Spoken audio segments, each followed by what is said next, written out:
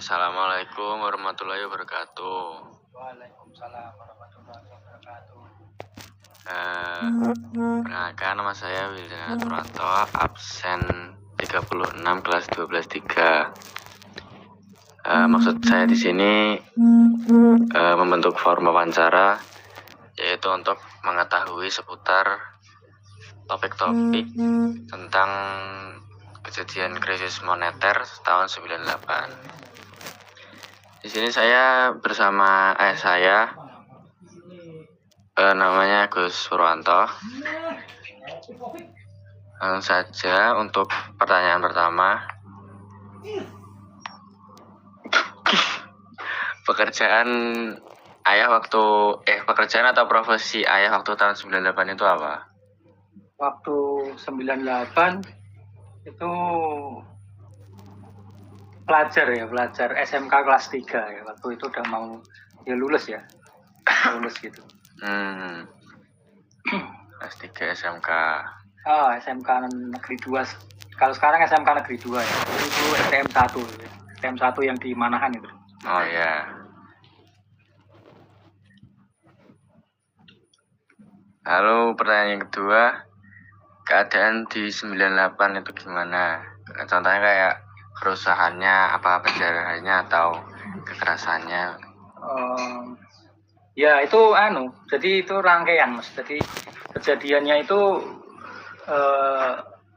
berawal dari istilahnya ya mungkin kesulitan ekonomi atau semacam krisis ekonomi gitu ya. Kemudian kebetulan kan perjalanan ayah itu dari dari Alur menuju ke Manahan itu kan selalu melewati UNS ya di situ.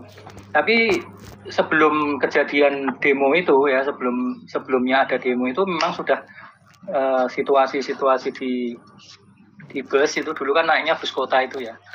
Itu memang sudah demikian, kalau bisa dikatakan mencekam ya. Mencekamnya itu kan antara perbincangan orang-orang yang di dalam bus itu, dia membicarakan masalah-masalah istilahnya apa ya, kesulitan ekonomi, kemudian kayak semacam apa ya, arogansi aparat gitu. Cuman ya memang sekedar pembicaraan saja.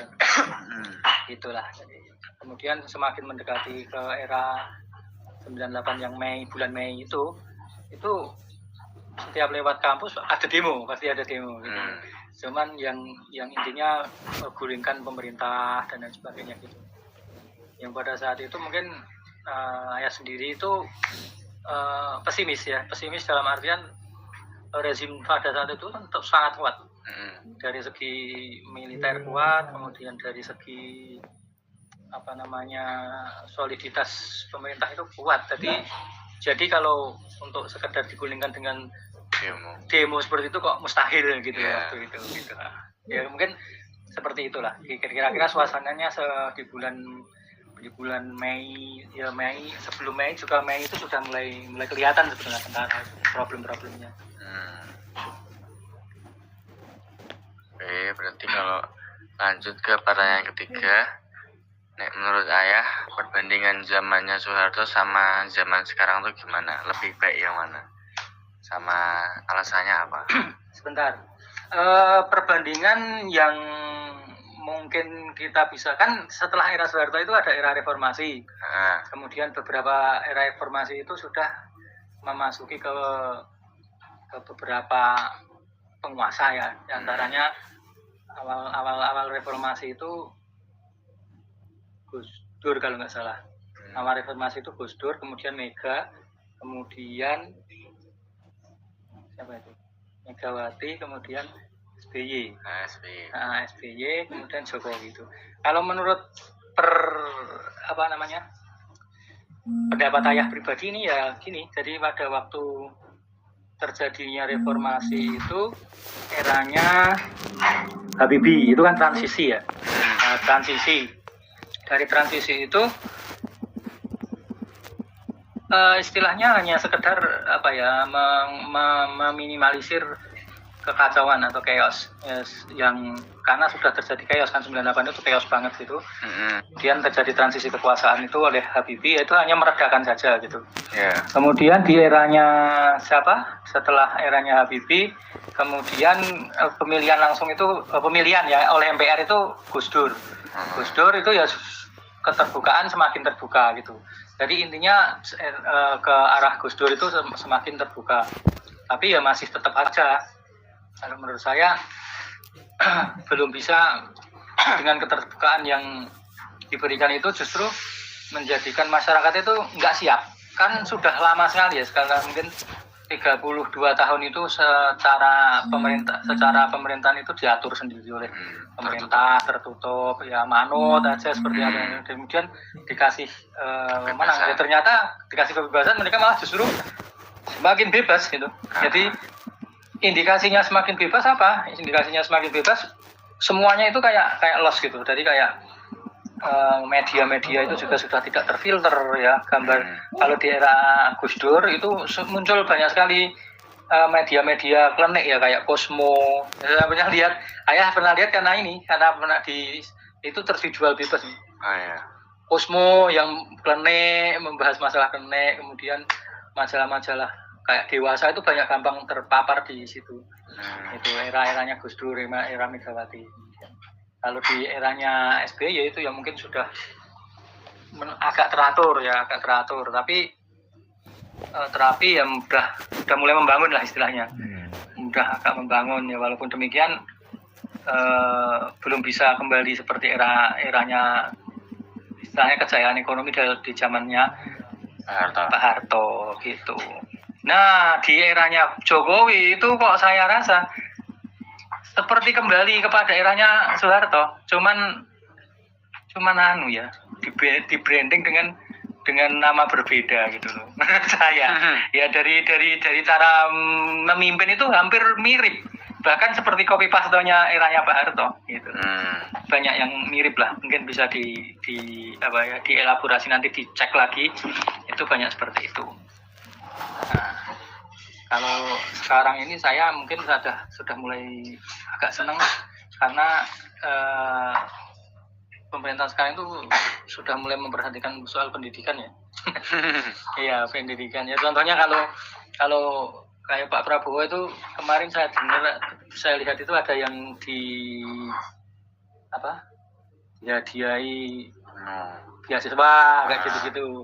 Kalau eranya Jokowi kan paling hadiahnya mentok sepeda seperti itu, kira-kira seperti itu ya. Ya itu mungkin era ke era ya, walaupun banyak plus minusnya.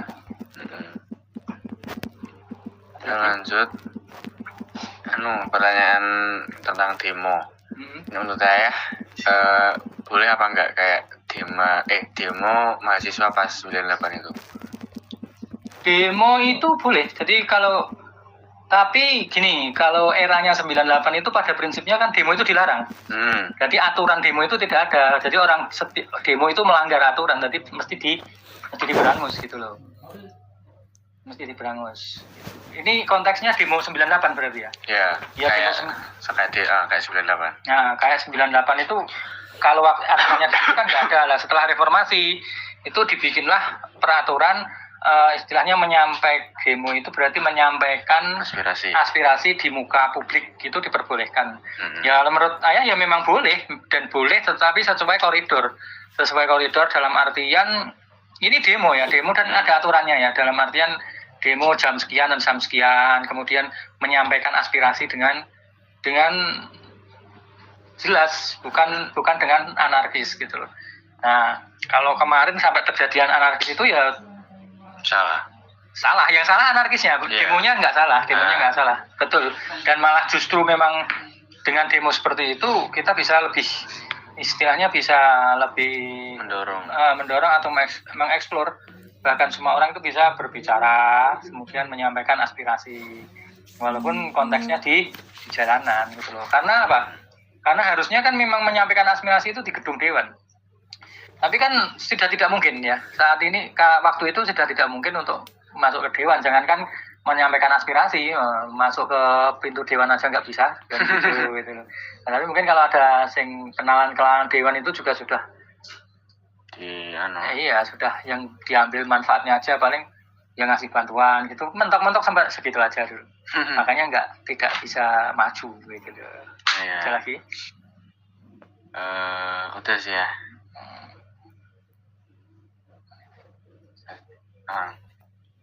Mungkin ada kata-kata akhir.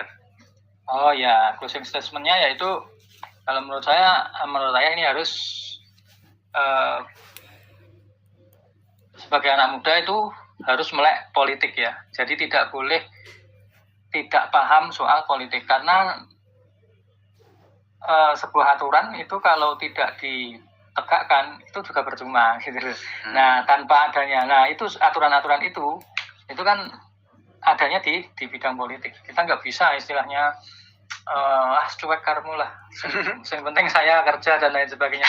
Ya, kerja itu kan diatur politik. Ya, yang politik ya, yang mengatur politik. Jadi kalau kita berhenti berpolitik itu salah. Jadi dan closing statement-nya mungkin gini. Setelah paham politik ya intinya kita berusaha untuk mendukung, atau setelah paham politik mendukung partai-partai yang sesuai dengan nurani rakyat seperti itu loh. Jadi bukan ya kita bisa lihat aja lah di TV atau di track record mana yang baik, kemudian yang tidak baik seperti itu. Dan harapan saya ke depannya mungkin pemerintahan semakin care kepada pendidikan, membantu kepada para pelajar-pelajar yang berprestasi dan ber-IQ tinggi ya, katanya Pak Prabowo kemarin kan gitu. Yang ber-IQ tinggi dan berprestasi akan dibantu gitu. Jadi supaya negara ini bisa punya SDM yang unggul. Jadi pada akhirnya kita bisa mencapai Indonesia emas, bukan Indonesia cemas gitu. Dah seperti itu, oke? Siap. Yang terakhir ini mau ngucapin terima kasih karena sudah menjawab banyak pertanyaan tentang 98. Mungkin langsung ditutup aja ini wawancaranya. Apabila ada salah kata mohon maaf. Assalamualaikum warahmatullahi wabarakatuh. Ya, waalaikumsalam warahmatullahi wabarakatuh. Oke.